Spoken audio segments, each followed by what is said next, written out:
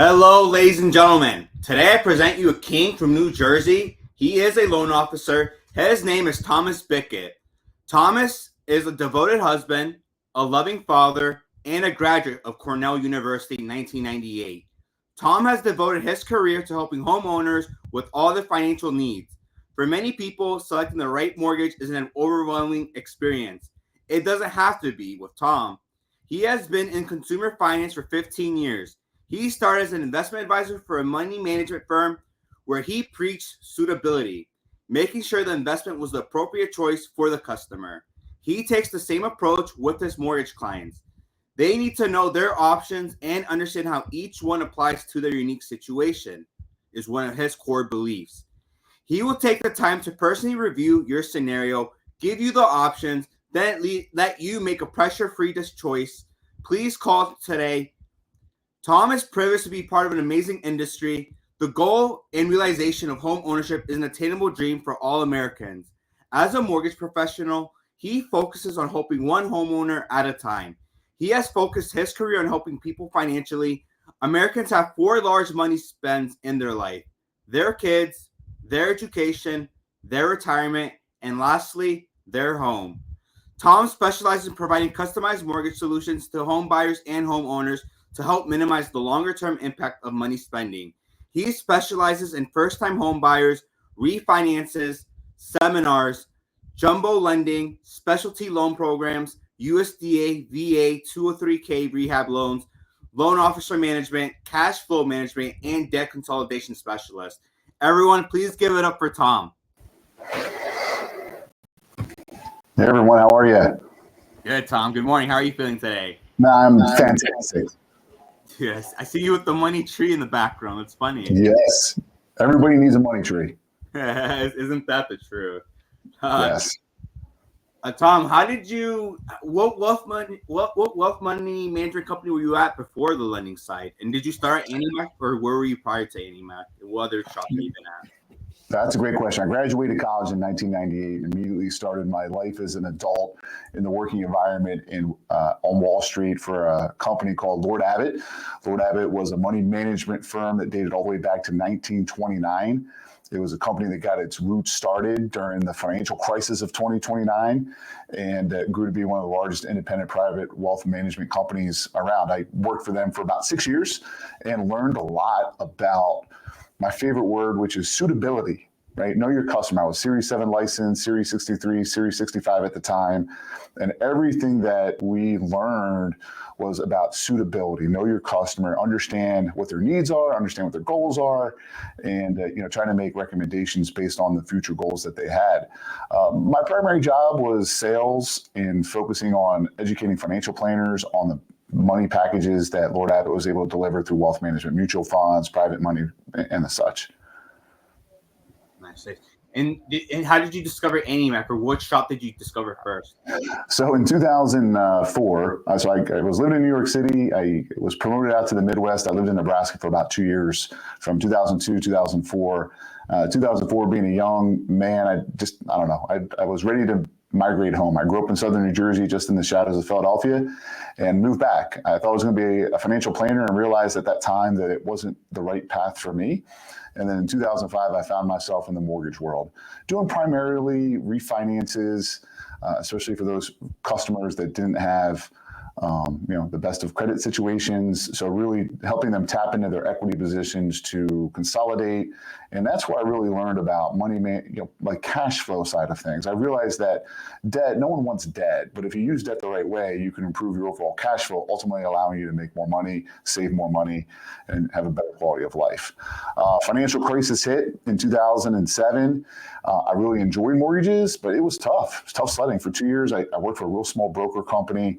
There was like 3 employees, but they've taught me everything I knew about the business today, and started my own branch in 2009. 2013 consolidated that into AnyMac Home Mortgage. So I joined AnyMac Home Mortgage in 2013 and really focused my career primarily on purchase side of the business, working with real estate partners and other referral partners to help grow our businesses collectively. And I'm thankful to have stuck with it during those financial tough times of the late 2000s. And here I am today, a top 1% mortgage producer.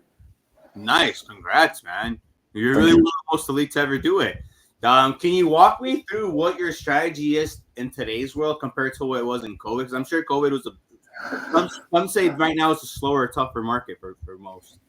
You know, I think that I'm an optimist at first, right? You really have to approach everything that you're going to do with positive mindset. So you got to get this right first, because if you buy into everyone else's doom and gloom, right, you're just going to create a dark cloud and never really fully get to where you want to be. The reality is there's more business happening right now. If you're a real estate agent, if you're a mortgage lender, there's more business happening in your market right now than you can even dream of handling. Right. So the real question becomes is, what are you doing to get your unfair share? What are you doing to plant your money trees? Because it takes time for those things to grow. Right. So the number one thing I would say is have a plan of 2 to 3 things that you know will move the needle in your business. And number 2 is you got to take action towards those things, right? Do the thing that you need to do to generate the business that you want. It's not rocket science. It's about helping people. And I think, in the lending world, I view it as 2 different sales hats, right? Number 1, obviously, we have to be a great resource to our clients who need the financial guidance, whether they're a first-time home buyer, buying a second home, looking to build an investment portfolio, maybe they're upgrading, downgrading, whatever it is, really understand how to deliver on the goal side of your customer. And then the second piece is you really need to understand how to build a referral network. I primarily focus on realtors, but there's tons of people out there that need our guidance, whether they're CPAs, financial planners, contractors, builders. Like, there's tons of people out there that need really good quality people in our business. So for me, it's building relationships with referral partners and being goal focused with our customers that need the money to go on and do whatever it is that they're going to do. No, good stuff, Tom. Good stuff. And how much outbound are you doing these days, or is it really just a majority just all referrals for you? I've picked up my outbound. I've had the luxury of really focusing on my purchase practice now for nearly 12 years, and I have a pretty good base of realtors that know, like, and trust me. However, if the nucleus of people that I've been generating the majority of my business with for the past 5 years, if their business is down, by default, my business is going to be down, right? So we have to expand the referral network that we need to be in. So I'm doing a tremendous amount more of outreach and marketing. I think it's more marketing now than it is necessarily outreach. I learned a long time ago that all businesses, right, whether it's mortgage, real estate, any sales business, is about prospecting and marketing. Prospecting, marketing, prospecting, and marketing. And the marketing that you do really is designed to support the prospecting efforts that you make. Thankfully, I've been in my market now for 20 years, so I have some presence. So my marketing side of things, I've ratcheted up a lot. I'm offering a lot more webinars.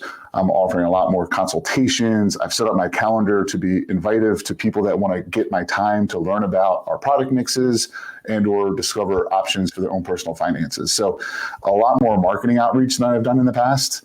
I've always been really targeted with my prospecting, right? I don't want to work with every single person out there.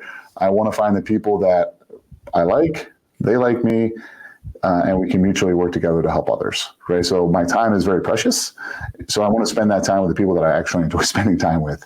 So my prospecting is really more about finding people that I want to be in business with, more so than just trying to get the business that they have. It makes total sense, Tom. Makes total sense. What's the most misunderstood thing about you, your industry, or your work, would you say? Most misunderstood thing about me? Yeah. That's you probably have to ask the people that know me best. But I'm a pretty straight shooter. I went to school to be engineering. I'm incredibly data-driven and analytical. So while I may not be the life of a party and blow up a room and be like, "Hey, everyone, it's Tom Bickett," I do care passionately about the people that I care most about, but I don't always necessarily express that in an altruistic way.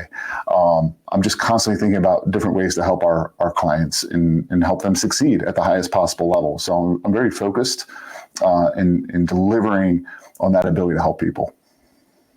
Good stuff. Good stuff. You really do have that giver's gain mentality, and I hope that really becomes part of your brand. What was your turning point in your career? Would you say, your journey, where like your eyes really opened up and like, wow, this mortgage thing is really for me. For me, I wanted to be able to control my future, specifically my income and my time. It was my income first. And then as I've gotten older, it's time has probably taken place of the money piece of it. But around 2012, I was on a really good refi run. Like people were refinancing from, the financial crisis of the late 2000s. There were some government programs designed to help people get out of upside down homes. And we were refinancing like crazy. And it was around May in 2012 where rates kind of just start to creep up a little bit. And my business, I was like, where is everybody? Like, where's my refinances at? And I realized that a purely refinance-driven book of business for mortgages is so sensitive based on the prevailing interest rate. So at that point, 2012-13 is when I really started to dabble in understanding how to be a great purchase lender. And everyone says, well, a mortgage is a mortgage. I think that your business mindset, whether you're trying to generate purchase referrals or refinance referrals, is just different. So in that time frame, Keller Williams came into my market where I live, and I went to their open house when they first opened. They had like 12 agents. I had a friend of mine that had joined, and I met their director who started Keller Williams, and he just completely opened my eyes about purchase business. And I said to myself, I need to figure out how to be a great purchase loan officer. And at that point is when my mind shifted. If I can control generating purchase opportunities, because people are going to purchase homes in up markets, down markets, high rates, low rates. People live, and they need a home to live in, to raise their family, to create memories, to enjoy life. And if you're not out there thinking about how purchase is an important part of your business, I would definitely encourage you to make that part of your business plan moving forward. But it was that pivotal moment in 2012, 2013, where I realized I can control my future by focusing on helping people buy houses. No, I'm glad you, yeah. And then on a normal, what's an average cycle for you? The client meets you, you give the consultation, you create the pre-approval letter. How long does it usually take until you get to the closing table? Like 2 months, 3 months on average? I mean, that's something that I like to refer to as duration, right? How long is a customer with us before they close on a home? That time frame is longer now than it's ever been. In my market in Southern New Jersey, inventory is incredibly tight. We don't have a lot of new construction. We're relying upon resale. We have a really large population density. So for that reason, it's been difficult for consumers to get offers to stick. Inventory isn't hitting the market because a lot of people refinance and have incredibly low rates, so they're not compelled enough. Even though their life may need it, they're not ready to give up that low interest rate. So I would say that from initial hello until they're gone and in the contract and closing on their home is probably pushing out closer to 60 to 90 days before that happens. We've created some products here to help make that happen a little faster. But not everyone, partakes in those new products. But yeah, I would say 3 months is probably the average duration right now. Wow. So yeah, and the credit report's only good for 120 days. So you're really pushing it these days. Yeah. I mean, for me, thankfully, we start with a soft pull with the majority of our clients, and about 75% of my book of business is conventional. So we can get pretty far into the process with a credit soft pull before we need to worry about that hard inquiry time clock ticking. So we can hang out, we can run underwriting analysis, we can make decisions based on those credit soft pulls. And when we get into contract, then do the hard inquiry, which gives us a much longer time frame with the viability of that actual credit report. Wow, that's actually a plus with Annie Mac, I would say. Yeah, it's something that we identified a couple of years ago with credit costs getting out of control, and trigger leads, unfortunately, being a rapid part of our business.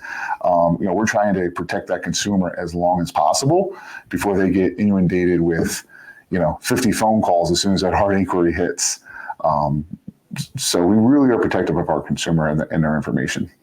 Do you give them the opt-out option before you do the hard pull, or do you just let them know? We educate them about what it is. Our CRM technology sends them that opt-out information once we get in the loan application with them. So they're going to be protected and warned. I myself personally do most of my job on strategy and structure with our clients. We built an incredible loan team that really focuses in on the credit, the loan documentation, the pre-approval phase. So we really, our team is great at giving the customer everything they need to know to go out to market and be able to make, winning offers. No, that's amazing, Tom. I'm glad you're making. When you submit an offer, do you reach out to the listing agent yourself, or do you just send like a video message or an email? Or do you do anything like any secret sauce that you think gets you that ratified contract? So again, yes. The short answer is yes. I do some video messaging, not so much on the offer itself, but they're getting a personalized phone call for me to explain the profile of what it is. Most of our clients are using a platform we created called Cash to Keys, where we're actually making cash offers on benefit of our clients, so the seller doesn't need to worry about home sale or finance contingencies. So the phone calls that we're making are really about educating the listing agent about, like, what did you just get? Like, what is this Cash to Keys offer, and why should my seller take it? So a lot of our outbound reach right now is about education, about the different types of programs that we have available that are helping our buyers win.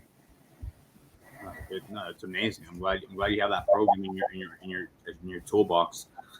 What's the biggest misconception people have about real estate in today's world, would you say? I think that people believe that they shouldn't buy for two reasons. One is that prices are too high, and secondly, interest rates are too high. And I think that the emotion of what those two things are keeping people from making what ultimately could end up being one of the best financial choices that they ever make in their life, right? Again, depends on the market, depends where they are in life. But here locally in South Jersey, there's a wave building offshore right now of low rates. It's the low rate wave, and it is building momentum, it's building in size, it's building in speed, and eventually this rate wave is going to hit the shore. And it's going to cause people to frantically scatter, but what it's going to do is it's going to bring more buyers to the market. It's most likely going to drive prices higher. So someone who has the courage to buy what's affordable for them today will have the benefit of refinancing when rates eventually do drop, and probably benefit from the fact that the price of their home is going to continue to go up. So you can't refinance an asset that you don't own, right? So if you're waiting for interest rates to drop, you're probably going to pay more for that house.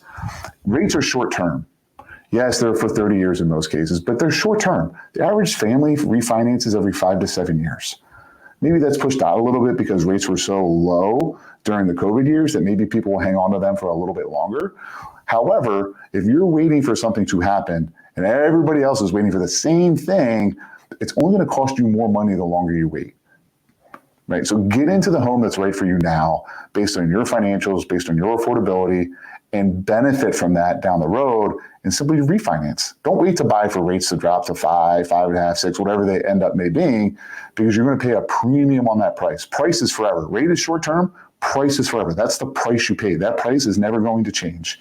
And that's the cost of your money long term, and that compounds. So the biggest misconceptions is don't wait for lower rates. Don't wait for lower prices. One, they may never come. And two, if they do, it's probably going to cost you more money in the long run. No, it truly is, Tom. It truly is. I don't know if you heard any previous episodes, but I literally tell people, the guests, most borrowers, their wage growth it goes up 2-3% a year. Exactly right.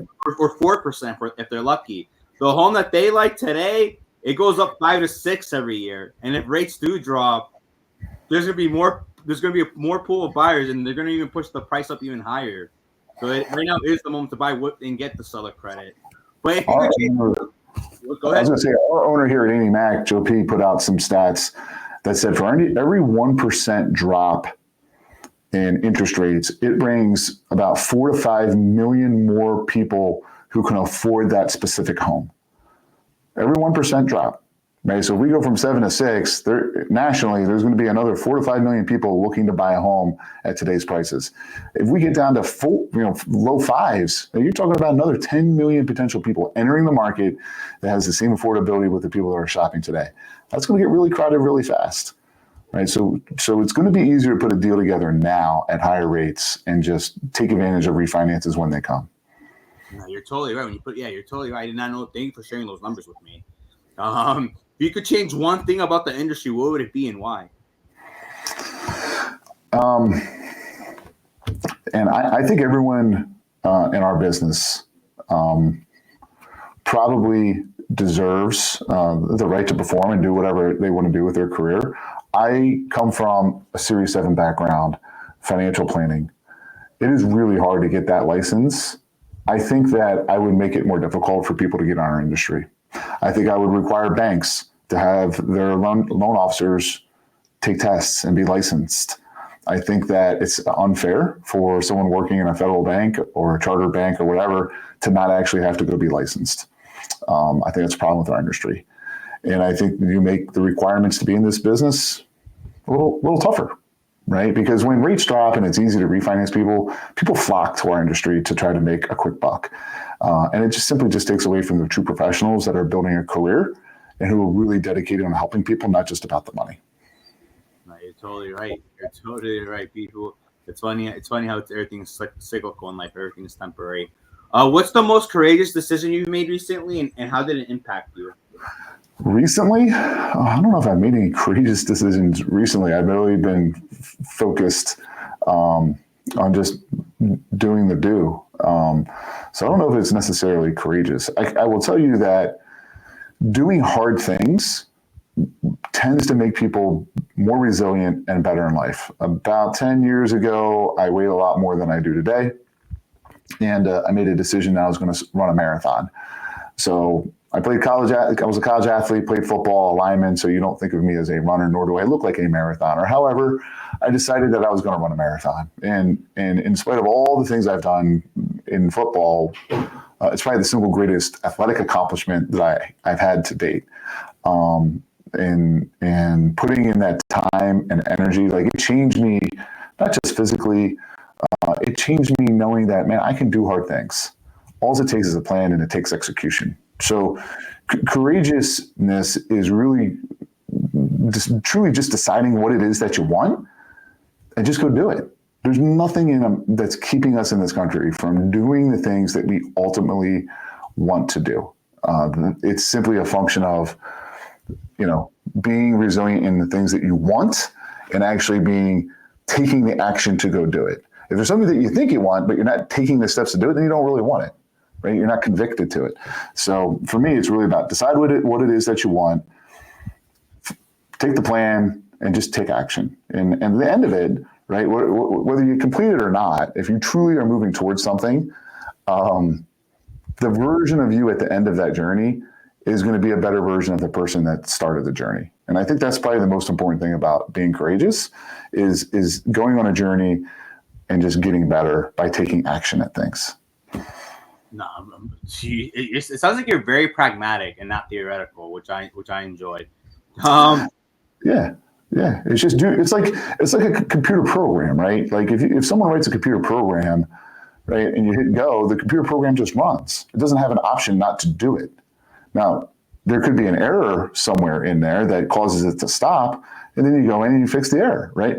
Like if we could take the emotion out of the emotion of, well, what, I'm not worthy, or I'm not good enough, or I can't do it, or I'm scared, or I don't whatever it is, and simply if we could like remove that part of our brain and just do, right? That in and of itself will create some pretty awesome stuff. Maybe that's income stuff.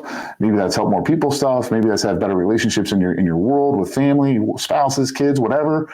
Like we are action creatures. We were built to move.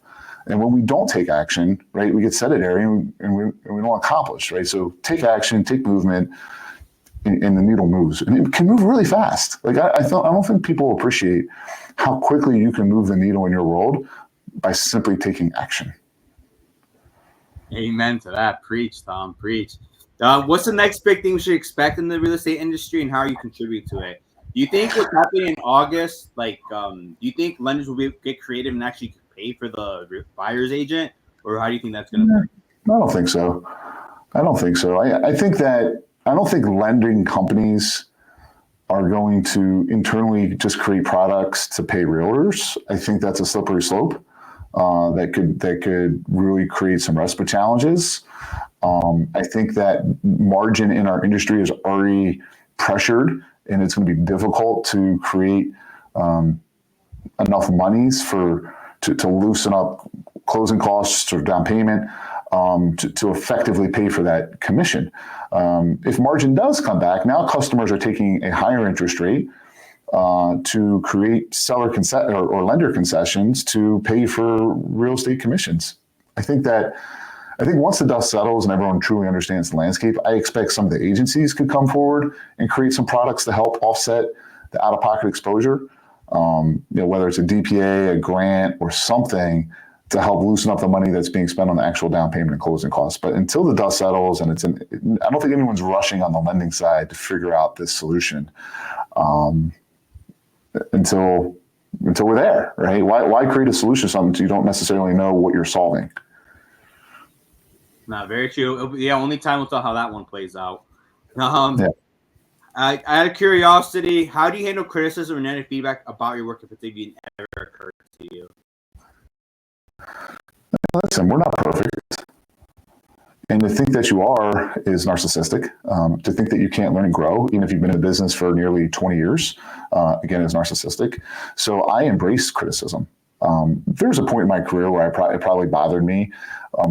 But someone once told me, all you can do is all you can do. So what can you do, right? So take criticism wholeheartedly, right? Unless someone is just being malicious, most people are giving you honest feedback. And if someone is daring or courageous enough to give you some criticism that might feel a little hurtful, be open to it. Don't judge it. Take it in, learn from it, and get better, right? I believe that we're all on this journey of mastery, whether it's self-mastery, business mastery, it's mastery, right? And mastery, to become perfectly masterful of something, is a myth. You're never going to get there, because as soon as you hit a place, there's always another place you can get to, right? And it's simply leveling up mastery. So criticism allows you to move faster towards mastery, in my opinion, and I embrace it. So I'm not scared of it. No, yeah, I'm glad you always see the glass half full, and you're always. You have to. I'll give you an example of something. I actually shared this with my kids recently, where it was like a glass of water, and it was perfectly clear. You could see through it. It was like the perfect glass of water, right? And I took one drop of ink and put it in the glass and gave it a little stir, and within seconds, it was completely cloudy. One negative thought can cloud your brain, your mindset, and it takes a long time to get that water purified again, right? So I choose to look at everything from the most positive light I can. Now, I know people are dealing with some things that you just are unavoidable, right? If people get sick, loss of loved one, I get that, right? Sometimes it's unavoidable. But the more resound you can be in your positive mental outlook on things, life just gets better. It just gets better.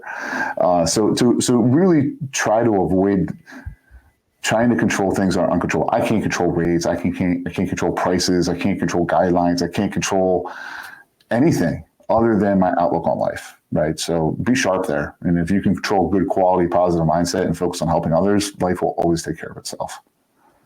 No, you really do. I'm glad you have these mantras set out for yourself. I'm sure your subconscious mind sounds very powerful. Sure, I read a lot. I'm an avid reader. I love educating. I love listening. I'm a big podcaster. I'm a big, book. I just like mastery, right? We're on a journey of mastery. So you constantly have to be feeding yourself with good, positive stuff. Like if you're eating good, right? If you're eating healthy, like you're on point with your diet, which I'm not always am, but I think of my brain as like a diet, right? If I'm constantly pouring good messaging, good stuff, good feel good, winning stories, success stories, like whatever it is, like I'm filling my brain up with that stuff, it just doesn't leave a lot of room for negative behavior. Right? It's when we lax on feeding ourselves good quality, positive nutrition, right? From mental perspective, and when we stop doing that, it creates space in our brain to allow negative stuff to happen, right? So you gotta be resolved in your positive thinking. And you're definitely proactive. You're definitely super proactive, not reactive. Have to be. Yeah. What's your favorite book, podcast, or article that's had a significant impact on your life where you're working? Read a lot. Probably the one that really hit me the most recently is Brendan Burchard's. Man, the name escaped me, but it's about habits, high performance habits, and he has like 6 pillars of habits in your life that you need to spend time focusing on. Some of them are self, some of them are outward, but by mastering some of these things, and each one is a journey, right? It's about understanding where you are in life, where you're strong, where you're weak, and focusing on the areas that need improvement. But that is a really, really good book. And I wouldn't even look at it as a book. I would look at it more as as a textbook, like a manual on life, on how to really have great habits and have great mindset. But that book in the last 12 months has really meant a lot to me. And I listen to him quite a bit. I listen to his podcast. I listen to what he puts out. Always positive, to the point of like people are like, man, he's like overly positive, but that's just how he chooses to be, and that's what I choose to be. Yeah, exactly. You choose, and I'm glad you're lighting people's you're the light to people's lives. And then who or what inspires or influences you the most in your work? Would you say? What inspires me? Who or what inspires or influences you the most in your work? I mean, for me, it's knowing your why. It's my kids. It's my wife. It's my legacy. I have 2 kids. They're teenagers. They both swim year round. They're competitive year round swimmers. So all of my time and energy is poured into them to trying to give them the best life possible. And it doesn't necessarily mean the money side of things, right? As they've gotten older, and I've sacrificed some things. Like work-life balance, I think, is a little bit of a myth. I don't think there's a true world of work-life balance if you're trying to create legacy. I think that you have to understand that when you're in a flow, if I'm on workflow, I'm on workflow. And if I'm in family flow, I'm in family flow. And you have to be cognizant of that, right? Almost compartmentalize the important things in your life. Self-care, family care, business care. So for me, it's about understanding your why and knowing why you're doing the things you're doing and how you do it. No, that's totally true. You know what? When it's all said and done, do you know what legacy you want to leave behind? I don't necessarily have a perfect picture of what that looks like yet. I don't know the answer to that one yet, and that's part of the mastery that I'm trying to figure out. I'm 48 years old. I still have a long career in this because I love it and I love helping people. So I know that the more people I can help and the more word I can spread through great things like this, the more reach you create, it's just good, right? And that's going to create, the legacy will manifest itself as I continue on in my journey. I hope so. Yeah, you are visualizing, so it will be manifested. What's the story behind your most memorable success or failure, would you say? Man, I don't know. That's a tough one. I think kind of what I shared with you previously about not being the most healthiest of dudes and deciding that I was going to run a marathon. It was Easter Sunday of 2011, and I said to my wife, I'm going to go for a run. She's like, what? I was like, I'll go for a run. I don't know why, but I went for a run. I felt compelled to go for a run. I did like a 2-mile run, mostly walk. And a month later, I ran my first 5K. 6 months later, I did my first half marathon. A year later, I did my marathon, right? So in 18 months, I moved the needle from not being able to run 2 miles to running 26.2. And I would say that in that, man, you learn a lot about yourself. One, you have to have a plan. Two, you have to have people that support you and believe in you, in spite of the fact they think you're nuts. But I think that in that journey, the thing that really resonated with me is that when you have people believing in you, blowing that belief wind into your sail, you can go really far. It's hard to do it alone. So find, whether you're having successes or whether you're having failures, surround yourself with people that actually believe in you, because that belief system, it can take you almost anywhere. And trust that they believe in you. Don't question the belief, trust it. Almost surrender to it, right? When you can surrender to a belief system, you really can accomplish some great stuff. No, you're totally right. Yeah. No, it really does sound like you have that blind faith in you. You're not scared to take that step forward. You want to know what it is? Like, our minds, right, are built. This is crazy, right? But like, our minds are built to keep us comfortable. It's part of our defense mechanism. Like, when I touch something that's too hot, ooh, ouch, don't do that again, right? Our brains are wired to keep us comfortable, right? So when we start doing things that feel risky, feel overwhelming, feel too challenging, I can't see myself getting there, right? Our protective mechanism kicks in and said, that's all right. You don't need to do that. Like, you don't have to do that. Like, you're good. Like, be chill. And it's hard to turn that part of your brain off, because it is part of your defense mechanism. But the way you do it is by getting out there and doing hard things, finding people that believe in you, that support you in doing those hard things. And then you build up calluses to that part. Then your brain's like, oh, wait, that's not that bad, right? You can do this. Keep doing it. Right now that feels good, right? So it's proof and verify. So you got to keep doing hard things. And as you do hard things, you get more resilient, and allows you to do more hard things. And every time you try to do something that's a little bit harder, the brain kicks in. Don't do it. You do it in spite of that. You get stronger, right? So it's this constant, doing hard things makes you better. It just does. Right? It just does. And then that's all things. Like relationships, having hard conversations in relationships, whether it's family, business, whatever, like having hard conversations. No one wants to do that. But by having hard conversations, you can get past things that you didn't even know existed. Right? In business, have hard conversations. In the weight room, do hard sets. In life, hard. Hard leads to better on all things. No, you're totally right. And you're continuously getting better. So that's really good. If you could have dinner with any historical figure, who would it be and why? Oh man, that's for me, Warren Buffett.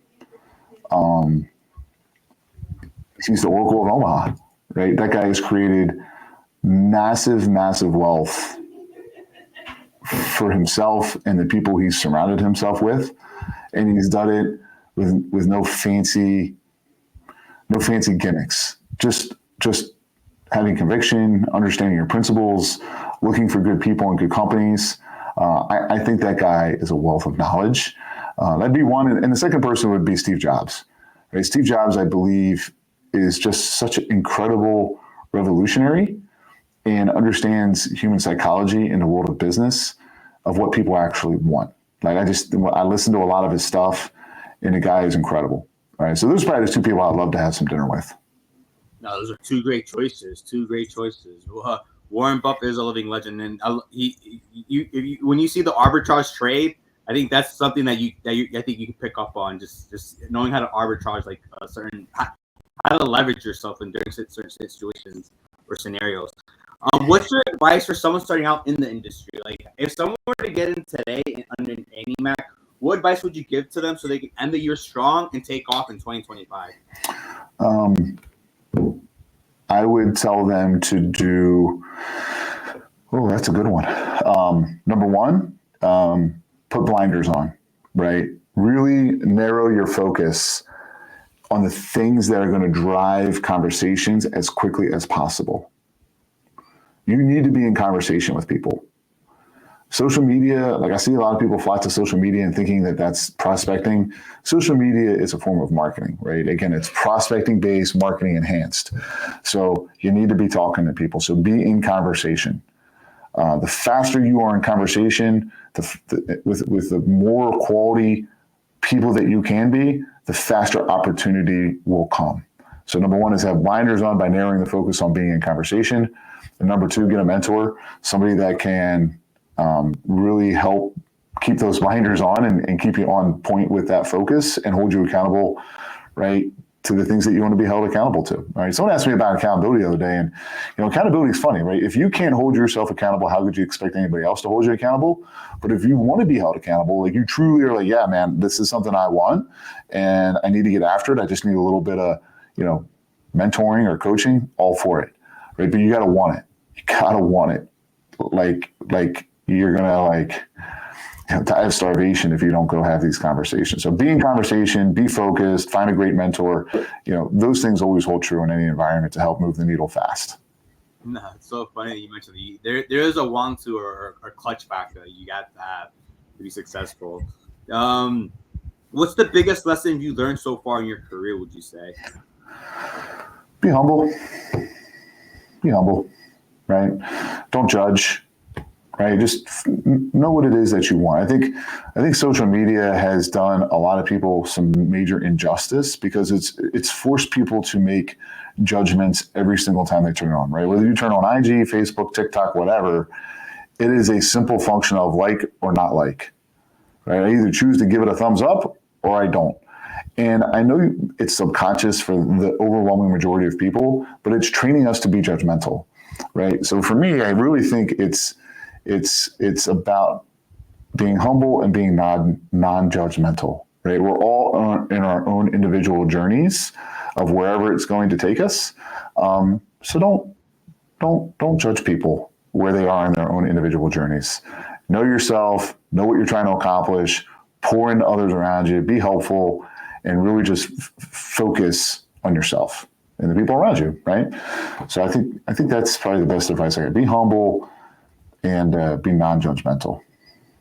Good. No, that's great advice, Tom. That's great advice. What do you think is the key to maintaining a work-life balance? I know you said it's difficult when you want to leave legacy, but if there is a key, what would it be and how are you applying it to your life? So I think that work-life balance is a little bit of a myth. I think that people that are seeking it are just generally imbalanced and they just call it work-life. Like, set boundaries. Hey, I'm working right now. I'm focused on my work, and I'm going to do the work until the work is done. And then when that's done, be done with it. When you're in parent mode, be a dad, be a mom. When you're in spousal mode, be a great husband, be a great wife. Like, really, really be intentional with where you are when you're there. To say, I'm going to work from 9 to 5 and then I'm going to be dad from 5 to 10. Like, I just think that's a myth. Like, I just don't think it's plausible. I don't think our industry, unfortunately, has specific boundaries to the work that needs to be done because there's somebody out there. Hey, someone probably just made an offer. Someone probably just looked at a house. Someone probably just engaged a realtor. Someone probably just filled out an app. Someone probably just did this, just did this, just did this. Like, time knows no limits, right? So if you allow time to crush you or run you, you're going to get buried, right? So I think for me, it's really just about being intentional in the time that you give something and do it, right? You just do it, right? And listen, there's going to be a moment where a refi boom hits, and my wife knows me. When that day hits, I'm probably going to be working 16-hour days. And that's just the way it's going to be. And it's not being out of balance. It's just understanding the flow that you're in and being in that flow. So I think that's the advice I'm trying to give is be in your flow, whether it's work, personal, self-care, and just be in that flow. And out of all of that, you will feel balanced, right? Because you're giving each of those flows the amount of energy that they deserve, as long as you give it when you're in that flow. So be in your flow, be 100% in that flow, and then shift to the next flow and just be present in each flow. And if you do that, balance will find itself. No, I'm sure. No, that's great advice. And I'm glad you're super self-aware that when you're in a good cycle, when you understand what point of the cycle you're in. So you're really self-aware on that, I would say. Yeah. And that comes with experience, right? And listen, there was a point when I was building It meant like there might have been like 2 realtors in my market that knew who Tom Bickett was. So there was a moment where I was putting in 80-hour work weeks, and my wife didn't see me, but she believed in me that I was building something that was good, that was meaningful, that had merit. So it wasn't always like that, right? But she understood that we were in build mode. Now there's probably 600 realtors in my local market that knows me. I'm not in business with all of them, but they know me, right? They know who Tom Bickett is. They know he delivers. They know that, if they see my name come across a pre-qual, the deal's getting done, right? So it's a little different now. So it's if you're in build flow, you're in build flow. Like, you're going to sacrifice some things, but you have to be okay with that. Not everybody is okay with that, and that's okay, right? Bezos, man, when he was building Amazon, that guy was probably working 8 days a week, 25 hours a day, right? I need to, my computer's going to juice out here pretty soon. I didn't plug it in. So either I can hit pause and go get my power cord, or we can wrap this thing up pretty soon. All right. What's the most challenging aspect of being in your role, would you say? Hey, before I answer, do you want to pause real quick? I'll go get my power cord. I don't want to lose the feed. Is that cool? Yeah. Go for it. Go get the power. I'll be right back. Sounds good. We're hearing from a king from New Jersey. I don't know if you heard him earlier. He's doing 1% of business anyway.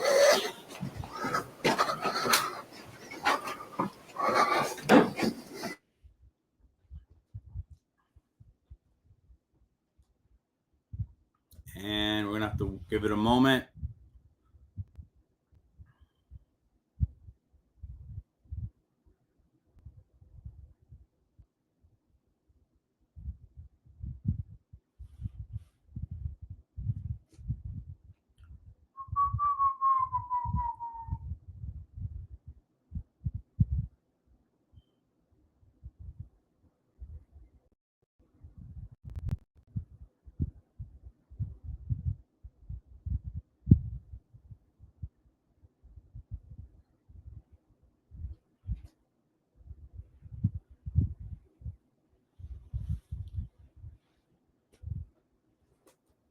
Oh, we can come back on.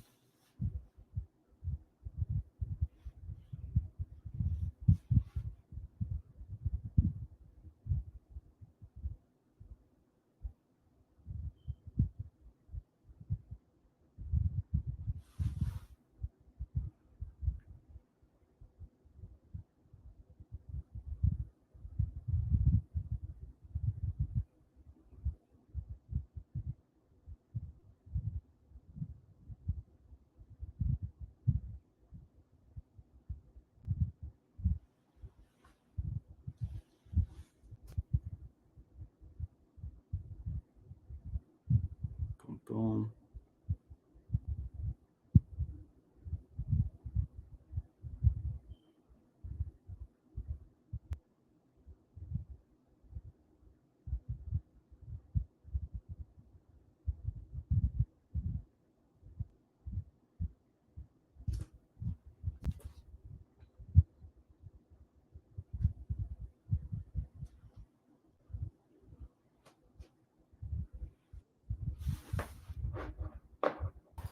Hey, Tom. Hey, man, I'm really sorry about that. I thought I had my stuff plugged in, and anyways, I'm back. All good. Thanks for hopping back on and blessing man. Good conversation. Yeah. Again, back to my question. What do you think is the most challenging thing about your role in 2024? Would you say? I think the most challenging thing is standing out in a crowd. There's a lot of people in our space. There's fewer deals getting done, but while a lot of people maybe have moved out of this business, still a lot of people in it, right? So it's very competitive, right? You really got to be sharp with your processes and your experiences, and making sure that you're giving customers everything they need to be able to make the right choice, right? And that's just not rate too, right? It's everything, right? Really give incredible levels of service, that help people make good financial decisions. And in doing such, you'll build following. No, you're totally right. I'm sure by at this point your system and structures are in line where you're performing at a very optimal level and giving your exceptional user experience to your client. Yeah. But again, I'm not naive to know that I still can't learn, right? Back to your question about criticism, like no one's perfect. It's about mastery, right? So there's always opportunity to improve something, whether it's delivery, whether it's process, whether it's system, people, software, whatever. There's always opportunities to move the needle a little bit, right? There's a good book called Atomic Habits that really focuses on trying to get 1% better each day. And I know 1% better doesn't sound like a big deal, but when you compound 1% better every day over the course of a year, when you look back, that's 365% better than what you were when you started a year ago. So it pushed the envelope of improvement by just a little bit each day, and you'll see incredible results at the finish line. No, you're totally right. Back to your point where your running journey, that 18 months, you're incrementally getting better. And that's all what people have to do. Some people just want to go super fast, and because they ramp up too fast, it might cause like too much unknown, and that's why they stop. But if you do it incrementally, like you said, like the big scale. Well, think about it this way, right? If you're somebody that has call reluctancy, I don't know who to call, I don't want to call, they don't want to talk to me, they're busy, they get a lot of phone calls like me, I'm not going to make phone calls, right? Your brain just came up with call reluctancy. But then you say, you know what? I'm going to talk to 5 people today, each day this week, right? So at the end of the week, that's 25 people. Next week, bump it to 6 people that you talk to, right? Now you went from 25 to 30. The next week, bump it to 7, bump it to 8. Right? In a really short period of time, now you've increased the number of people you're talking to from 25 to 50. You doubled it, right? And it doesn't take that long to get to that double, right? And by simply being in conversation with people and being humble, like, yeah, most of those people aren't going to have business for you right now, but you're in conversation. Give them compelling reasons why they want to trust you with their clients, why they want to trust you to do something with them. And that doesn't always necessarily mean phone calls. Maybe you spend a Saturday going to every open house in your community and just saying, hey, I saw you at open house. Congratulations. How's it going? Man, next one you do, I'd love to come support you. Right. So my point is like being in conversation can take on a lot of different looks, but be in conversation and push that needle. Again, just 1% makes a big difference months from now. No, you're totally right. You're totally right. What's your take on the future of the industry? Do you see us buying with blockchain in the next 5 to 10 years, or do you think that's like a ways out? Say the question again. I missed it. What's your take on the future of the industry? Like, do you think people will be buying with blockchain in the next 5 to 10 years, or that's a ways out? I don't know. I try not to think too much about the future, right? The future is always untold. I don't know. I don't know if Bitcoin and other blockchain cryptocurrencies are going to become wide enough acceptable for people to do their business in that. Maybe someday. You talk to the people that are crypto crazies, they'll tell you it's coming tomorrow. I'm not that. But it doesn't matter to me, right? If it's an acceptable currency that allows people to transact, fantastic. Predicting the future gets a little murky, right? All I know is that, I look at trends, I look at demographics. There's a lot of people out there, young people, under the age of 36, that still need to own a home, right? They still haven't they're going to be creating families. They're going to be having kids. They need to have affordable housing. They need a place to raise those kids and create memories. I think our industry is going to be in a really good situation. We just need to find a way to create more inventory to satiate the number of people that need to buy a house, right? And that's going to require government. I think that's going to require builders. I think that's going to require states to make it easier and more affordable for consumers to buy new construction. There's just not enough inventory existing to support the people that need to own a home. No, you're totally right. I think the country is short like 4 million homes or something like that. What are your personal goals for the next 5 to 10 years? Do you like want to build out a team, or you just want to scale up on your own? Yeah, I mean, I've had teams in the past. I enjoy coaching and mentoring people. I think that for me personally, my kids are teenagers. They're all in on the swimming thing. So like my business, right? The point of business is to fund the life that you want. Like, so for me, it's continuing about generating the business that supports the life that I want, to be able to spend time with my kids in the things that they like to do, which is right now swimming. And that takes us all over the place, right? Sometimes it's travel meets, sometimes we're going to fly to some places. There's probably 10 meets throughout the year. So we're constantly involved with that sport. And that's the season that I'm in. So for me, business funds the perfect life. If the opportunity took somebody on to mentor them and build a team with them, great. Not my primary focus right now. It's still about continuing to build the foundation of people that I'm in business with that I know, like, and trust. And they know, like, and trust me, right? So for me, it's about like that. My 1% is, can I go find a realtor that I like them, they like me, and we can have a meaningful business relationship together, right? If you can go out and find 5 of those in the next 3 months, 6 months, like that will change your business model. That will change your income. That will change how you operate, right? So it's really about being selective, being specific, and finding those people. Because that's like when you're working with people that you love, then it's not really a job anymore. It's not really a job. You just get to show up and be in business with people that you really like. Yeah, most people show up to work either because they love who they work with or they love what they do. And if you get to do both, then wow, you're truly winning in this thing called life, I would say. It's not work. Yeah, it's not work. When you mutually are focused on helping others, like, it just that's scalable, right? Hey, by myself, I can help. I don't know. I think a single originator effectively can probably do 60 to 80 units a year.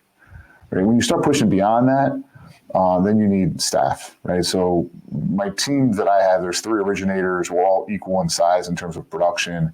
We have a support staff of 4 that help us from hello to contract, 2 on the front end, 2 on the back end, right? Now, the cool part about building business in real estate is it becomes stackable, right? I've had employees before that were originators I managed, and you get an override or whatever, drive revenue. It's really hard to find people that have the same passion you do, right? I think it's much easier to focus on what you're really good at, which is, for me, customer acquisition and conversion, versus going out and building some team that, man, I don't know if they're going to perform or not perform. Like, I don't think you can ever fully take your foot off of the pedal of personal production. Unless your one thing is you want to scale a big team with originators that you can support. That's not something I want, at least right now, and nor do I see it over the next 3 to 5 years for me. But for those that want it, awesome, right? Go do that. I just love personal production, having some control over my income. No, good for you, Tom. Good for you. Has ever pondered you though? Like, were you ever ever been driving, or you ever been at home like, maybe if I wasn't mortgage, I would be doing this. Like, you know what that would be? I haven't really dreamed like that in a while, simply because I really do love what I do. 20 years in, I really have passion for this. I think that I have a knack for wanting to see others be successful in that sense. So I do enjoy mentoring and coaching. So I think if I were ever to hang up this hat, I would focus in on coaching others to just be the best versions of themselves, not necessarily mortgage coaching, but just coaching people, right? I think people, I got a business coach, I got a personal coach. Like, you just need people sometimes to help you see through the murky waters so you can get clear on what it is that you're trying to do, and then focus on those few little things that actually have meaningful impact on the outcome. I listened to really good book I read. Also, you mentioned books, is Bob Bowman. A lot of people don't know who Bob Bowman is, but Bob Bowman was Michael Phelps' coach. I think most people know who Michael Phelps was. He was, a historic swimmer here in the United States. Bob Bowman was his coach. He wrote a book called the 10 golden rules. And it was his philosophy on how to coach winning athletes. And obviously he's gone on to become a business leader and what have you.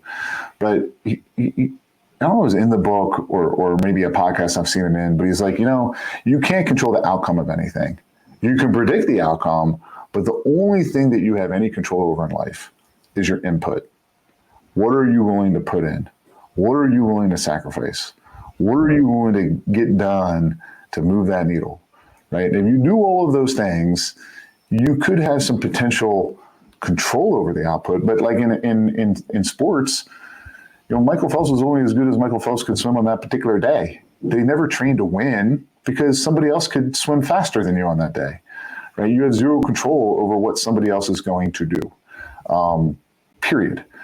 And as soon as you accept that and realize that it isn't about outcome, it's about input, then you're going to be okay. Yeah, no, totally. Yeah, once you can reverse engineer what input takes to get your output, that's when it really becomes fun. But all right, Tom, I got 2 more questions for you.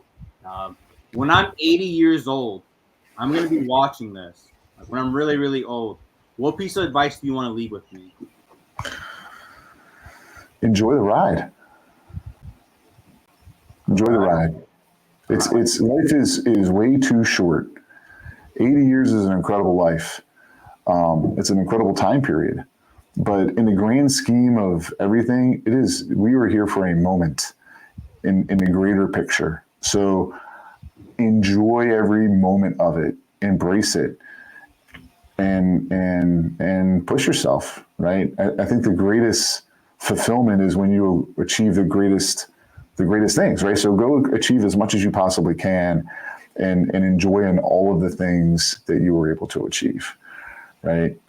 I know when I'm 80 and I look back and I'm like, man, I ran a marathon. I raised, great kids. I played collegiate football. I had an Ivy League degree. I built a business. All enjoyable things, right?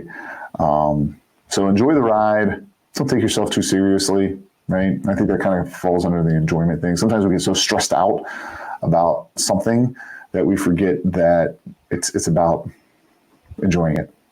No, you're totally right. Yeah, sometimes it's best just to live in the present. It really is. It really is. Bob Iger, who's the present CEO of Disney, wrote a book called A Ride of a Lifetime, and it chronicles his time starting as like a stagehand in ABC back in like the 70s, and how he grew that into becoming CEO of one of the most recognizable brands in the world, and just talks about enjoying the process, enjoying the people, trying to create something that's magical. Disney's about creating magic, right? Just embracing the process of creating. So another great book if you're into that kind of stuff. No, thank you for sharing that, Tom. Thank you for sharing that. Do you have any last pieces of advice that you wish you had received earlier in your career, or anything that you want to share with the public?